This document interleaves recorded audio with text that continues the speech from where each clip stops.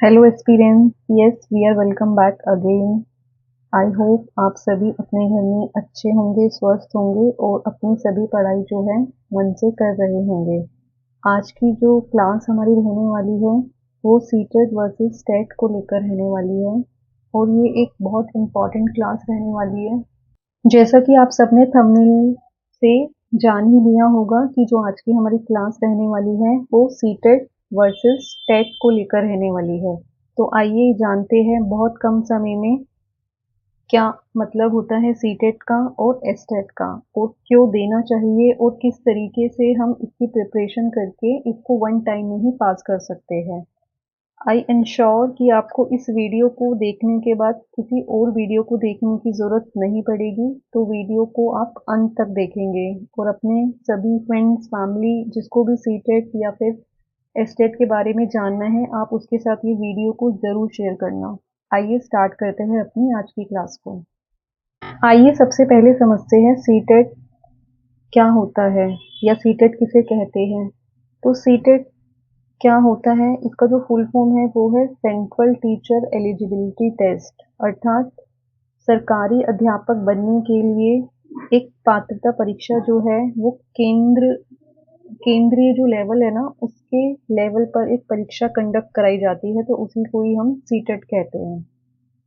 और टेट क्या होता है, टेट जो है वो कई जो स्टेट है हमारे वहाँ पे कंडक्ट कराए जाते हैं, जहाँ पे सीटेट जो है उसकी मान्यता नहीं है तो स्टेट के द्वारा अपना ही एक टेट कंडक्ट कराया जाता है, उसे ही हम एस टेट के नाम से जानते हैं।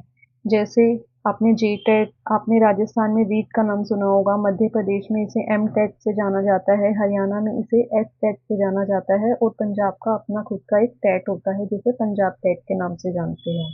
तो जितने भी ये एक्सपीरियंस आज की वीडियो को देख रहे हैं और जिन्हें भी सरकारी अध्यापक इन फ्यूचर बनना है उसे इस पात्रता परीक्षा से गुजरकर जाना ही होगा। तो जैसा कि आप सबने अब समझ लिया है कि यदि अगर आपको कोई भी सेंट्रल जॉब के लिए तैयारी करनी है तो आपको सीटेट देना अनिवार्य होगा, और यदि आपको किसी स्टेट में जहाँ पे सीटेट जो है मान्य नहीं है वहाँ पे आपको सेपरेट जो है एसटेट देना पड़ेगा। ठीक है, तो इन दोनों परीक्षाओं को जो है आपको देने के बाद, इसको पास करने के बाद ही आप जो है अपनी नेक्स्ट जो सरकारी अध्यापक बनने के लिए जो आपकी सीढ़ी है उसकी तरफ आप अग्रसर हो सकते हो। आइए अब जान लेते हैं जो सीटेट है उसकी शुरुआत कब से हुई थी। देखिए, जो सीटेट है उसकी शुरुआत 2011 से हुई थी। ठीक है, और ये क्यों अनिवार्य है या फिर ये किसको देना चाहिए। सीटेट वो स्टूडेंट्स देंगे जिन्हें गवर्नमेंट टीचर्स जो है, जो सरकारी अध्यापक बनना चाहते हैं सेंट्रल लेवल पर, ठीक है, तो उनको सीटेट देना अनिवार्य है।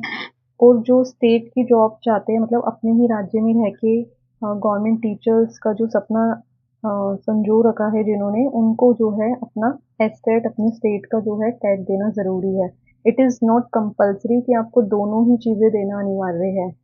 अगर आपको सेंट्रल लेवल पे देना है तो आप सीटेट की तरफ जाइए, और यदि आपको अपने स्टेट में ही रह के वहीं पर ही जॉब करनी है तो आप गो विथ एस्टेट। ठीक है, तो इसका अपना अलग इम्पोर्टेंस है और एस्टेट का अपना अलग इम्पोर्टेंस है। तो सेंट्रल जॉब के लिए जैसे आपका केंद्रीय विद्यालय की जॉब जो हो गई, अभी बीपीएससी टीआरई 4.0 आने वाला है, ईएमएनएस की वैकेंसी जो है आजकल वो भी निकल जाती है टाइम पर, और हमारा एनवीएस हो गया, और अभी तो आजकल रेलवे में भी जो है टीचिंग की वैकेंसी देखने को मिल रही है, और सुपर टेट का तो कुछ ना ही बोले तो अच्छी बात है। बाकी यस, सेंट्रल जॉब के लिए आपको सीटेट जो है देना मैंडेटरी ही है। ठीक है, तो वहाँ पे जो है एससेट नहीं चलता, क्योंकि केवीएस सेंट्रल लेवल की जॉब हो गई, तो यहाँ पे जो है आपका सीटेट आपको देना पड़ता है, एसटेट कोई नहीं होता है यहाँ पे। ठीक है, प्लस जितने भी हमारे केंद्र शासित प्रदेश है जैसे दिल्ली हो गया, क्योंकि दिल्ली का अपना कोई भी स्टेट नहीं है तो यहाँ पे जो है सीटेट ही मान्य रहता है। जैसे दिल्ली में डीएसएसबी जो है वो जितनी भी टीचिंग वैकेंसी से रिलेटेड बोर्ड है वो ही पेपर कंडक्ट कराता है, तो आपको यहाँ पे भी सीटेट पेपर पास निकालना पड़ेगा यदि आपको दिल्ली की जॉब चाहिए। और जितने भी और अदर जो हमारी यूटीज है वहाँ पे भी जो है आपको सीटेट ही मानने होगा। तो सीटेट की इतनी वैल्यू जो है आजकल बढ़ती जा रही है, तो आपको वन टाइम में ही इसको पास करना जो है उचित रहेगा।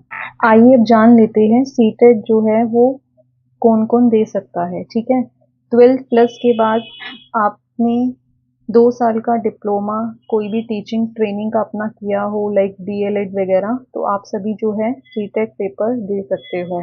उसके बाद जितने भी स्टूडेंट्स जो है जिन्होंने ग्रेजुएशन के बाद बीएड किया हुआ है, वो सब जो है सीटेट के लिए एलिजिबल होते हैं। और यहाँ पे नोट जो है इसको आप एक बार ध्यान से समझ लेंगे। यदि आपने अपनी टीचिंग कोर्स में एडमिशन ले लिया है तो आप जो है सीटेट देने के लिए एलिजिबल हो जाते हैं। मतलब यहाँ पे कहने का अर्थात ये है कि आपने अपनी किसी भी टीचिंग कोर्स में एडमिशन ले लिया है और एडमिशन को अगर एक भी दिन हो गया है ना, तो आप जो है सीटेट देने के लिए एलिजिबल हो। तो आप सभी एलिजिबल हो और आप सब सीटेट दे सकते हो। तो ये एक बहुत अच्छी बात है और बहुत सारे स्टूडेंट्स जो हैं इन बात को नहीं जानते हैं। तो आप भी कमेंट सेक्शन करके ज़रूर बताना अगर आप इस पॉइंट के बारे में पहले से जानते थे या फिर आज ही आपको इस वीडियो के माध्यम से पता चला है।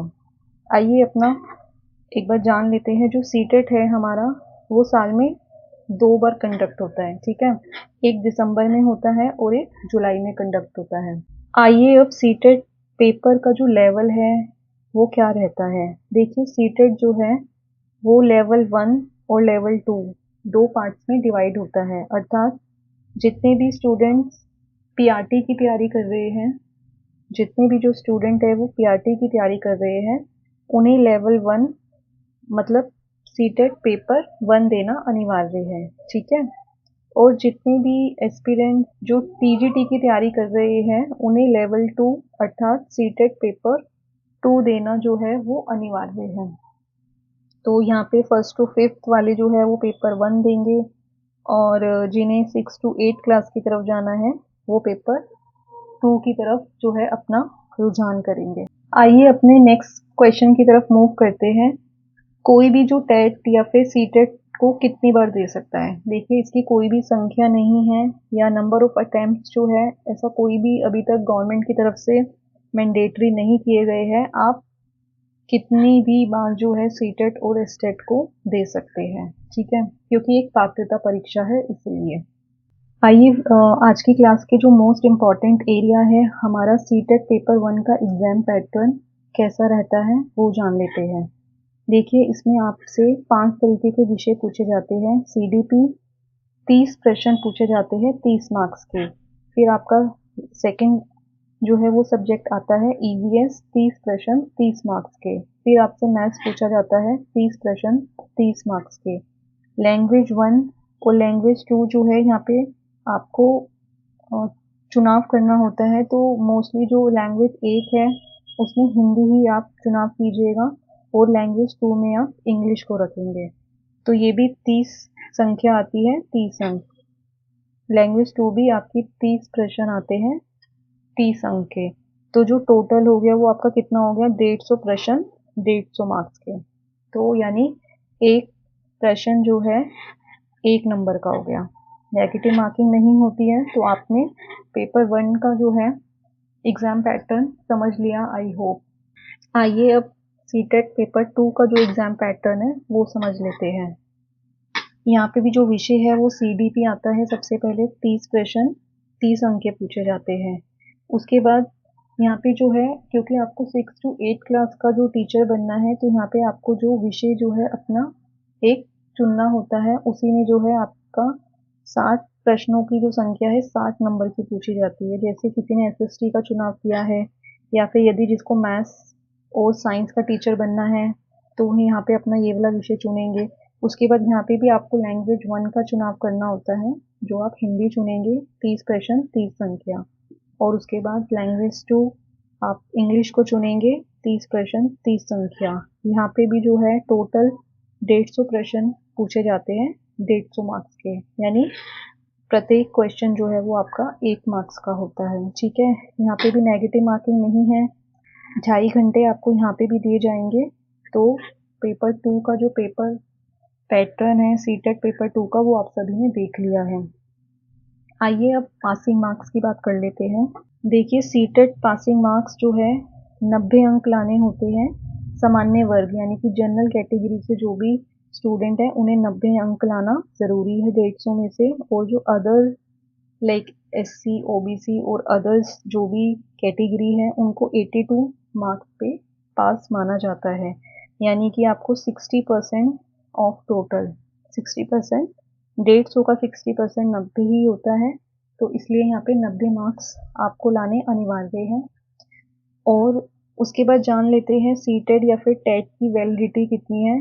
लाइफ टाइम, जी हाँ, लाइफ टाइम तक इसकी वैलिडिटी है। तो आप वन टाइम में ही कोशिश करिए अपने सीटेट या फिर एसटेट को पास करने की, क्योंकि इसकी वैलिडिटी लाइफ टाइम तक रहती है। और आप उसके बाद अपने अदर्स जो भी पेपर है उनकी तैयारी में लग जाइए। आई होप आज की जो वीडियो है आप सभी को अच्छी लगी होगी, और इससे रिलेट अगर आपको कोई भी क्वेरी है तो आप कमेंट सेक्शन में पूछ सकते हैं। मिलते हैं अपनी नेक्स्ट वीडियो में। Thank you so much.